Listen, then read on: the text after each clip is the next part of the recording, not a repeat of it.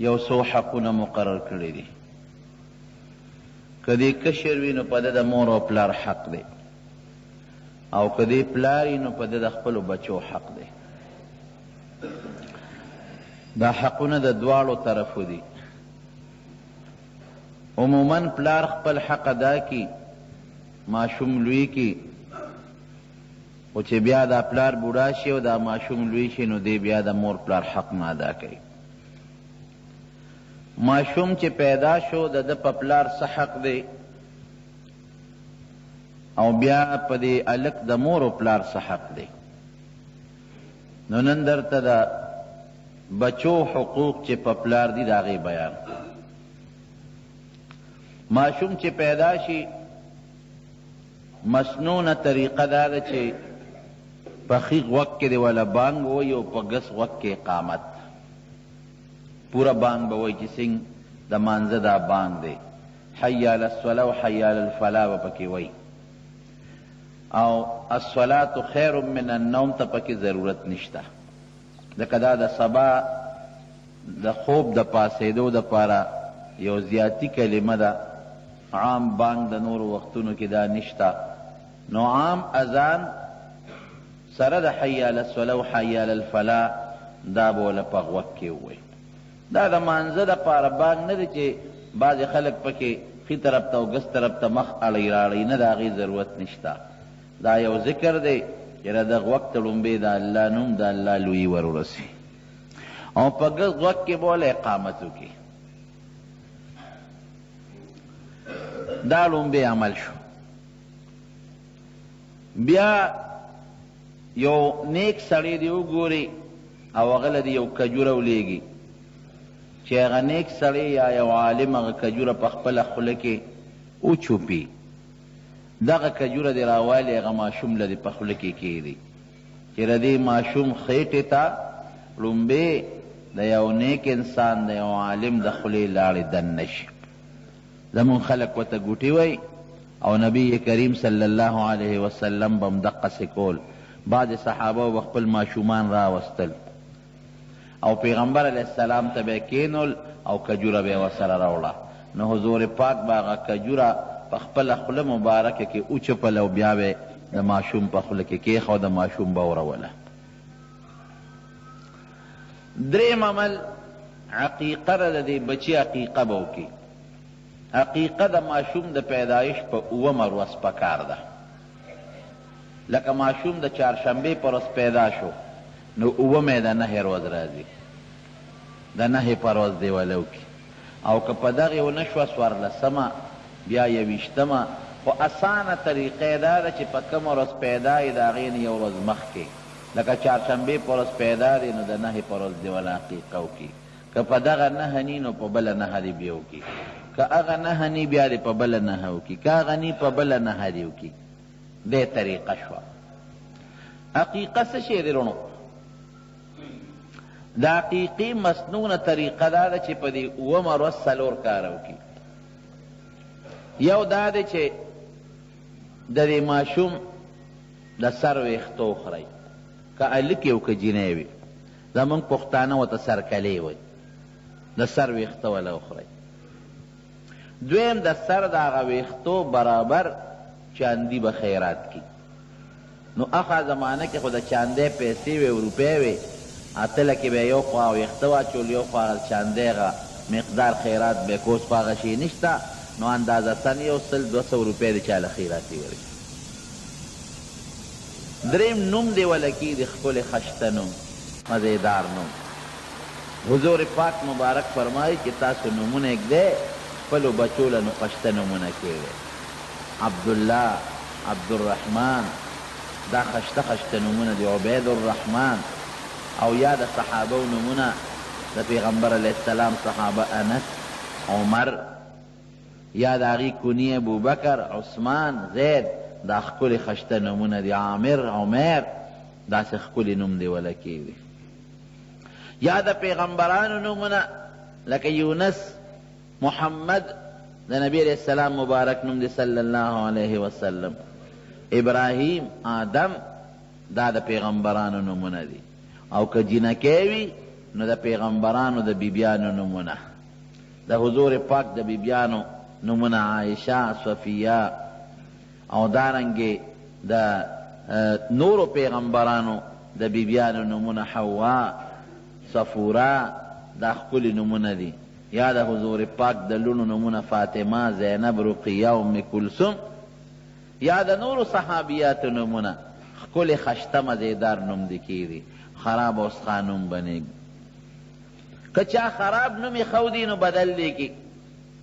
حضور پاک یو صحابی و سره و صحابی سره سپیمو وی ستا سنم دی؟ وی زما نوم ظالم دی. وی د دې سپي سنم دی؟ سپوله به م نومونه ښودل. وی د نوم راشد دی. ګوره عجیبه ده، وی ځان له د ظالم نوم مقرر کړی دی. او راشد معنا هدایت یافته، هغه څوک چې په هدایت رواني، هدایت والا، د سمې لار والا. نو سپي له د هدایت والا نوم یې کړی، سمې لار والا.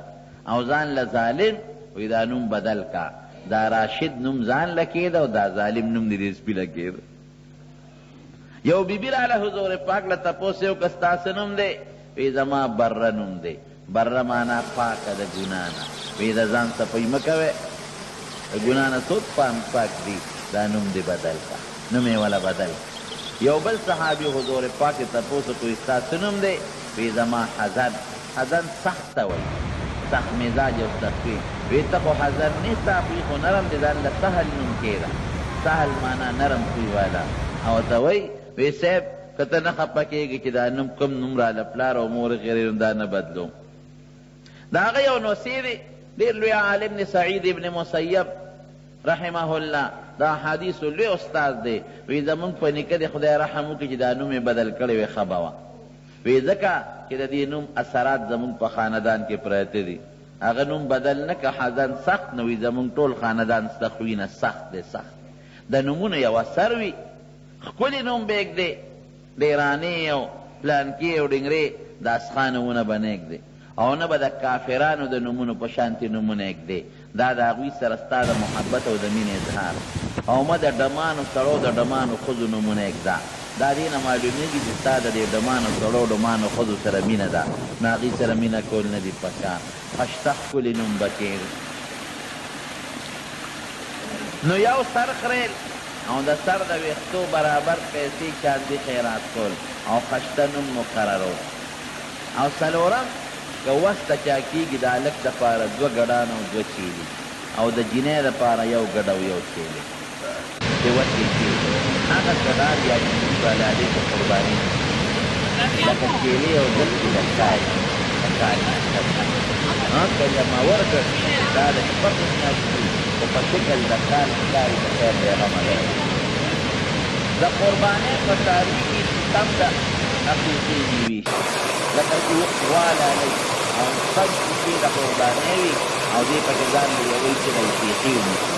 نو دا خیر دی ټولې شي. نبي علیه السلام مبارک فرمایي وی د زوی د عقیقه خامخا وکړئ. که دا م ونه کړله نو که دا زوی دې په ماشوموالي کې مړ شو نو تاله به د قیامت پر ورځ د خدای په دربار کې سفارش نه کوي.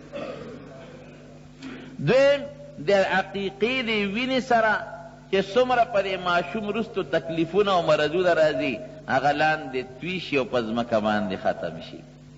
که یو سړي عقیقه نه ده شوې نو چې دی بوډا دی او زلمی دی نو وروسته هم ځان له عقیقه کولی شي. یو سړی د 40-50 کالو دی اوس هم کولی شي.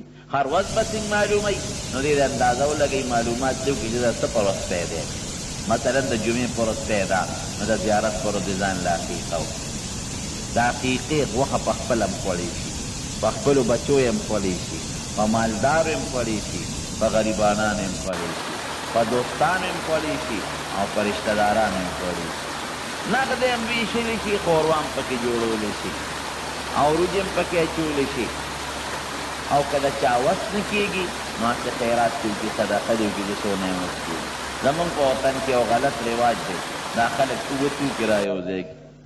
ګونګړې وي پکې او لوبیا پکې او ارهري پکې او د جوارو دانې وي پکې او غنمي پکې، جواري پکې، اووه توکي را یو ځای کې. خدای خبر چې دا د چا کتاب دی.